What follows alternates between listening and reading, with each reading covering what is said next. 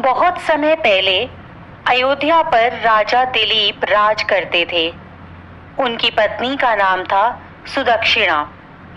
दुर्भाग्यवश उनकी कोई संतान न थी। संतान की इच्छा से राजा दिलीप अपनी पत्नी के साथ जंगल में गुरु वशिष्ठ जी के आश्रम में पहुंचे। गुरु वशिष्ठ ने राजा और रानी की इच्छा जानकर अपने आश्रम की गाय नंदिनी की सेवा का भार उन्हें सौंप दिया। रानी सुदक्षिणा सुबह उठते ही नंदिनी की आरती उतारती, फिर उसे पति की देखभाल में जंगल में चरने के लिए भेज देती।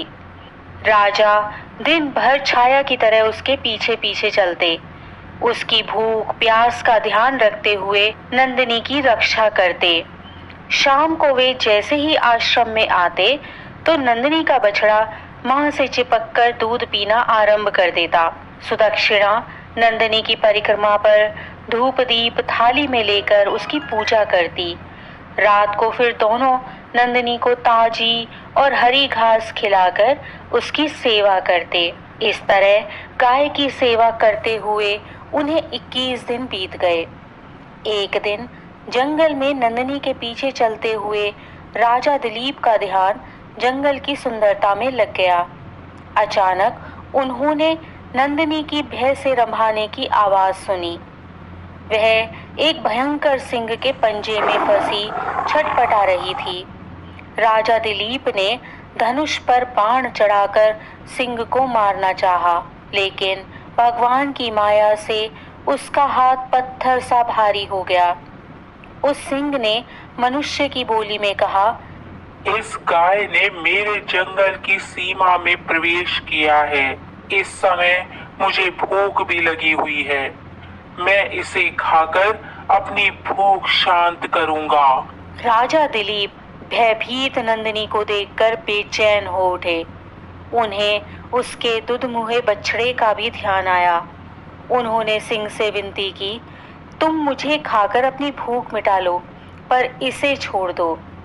सिंह ने राजा का मजाक उड़ाते हुए कहा, राजन, तुम नंदिनी जैसी करोड़ों गाय देकर गुरु को प्रसन्न कर सकते हो।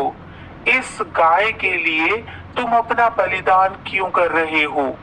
राजा दिलीप ने प्राणों की रक्षा की याचना करते हुए आंसू बहाती हुई नंदिनी को देखा। उन्होंने अपने धनुष बाण फेंक दिए और सिंह के आगे सिर झुकाकर खड़े हो गए।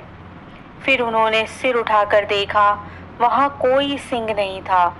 नंदिनी ने मनुष्य की बोली में कहा, मैं तुम्हारी परीक्षा ले रही थी। मैं सब इच्छाओं को पूरी करने वाली कामधेनु गाय हूँ।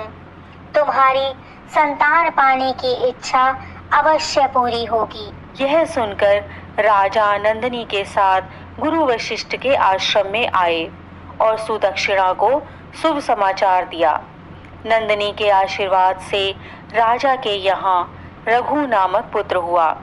रघु के ही वंश में उत्पन्न होने के कारण श्री राम रघुवंशी कहलाए। इसी प्रकार की अन्य व्रत एवं पौराणिक कथा कहानियों के लिए हमारे चैनल को सब्सक्राइब और शेयर करें, ताकि आप भी दूसरों तक इन्हें पहुंचाकर धर्म लाभ प्राप्त कर सकें।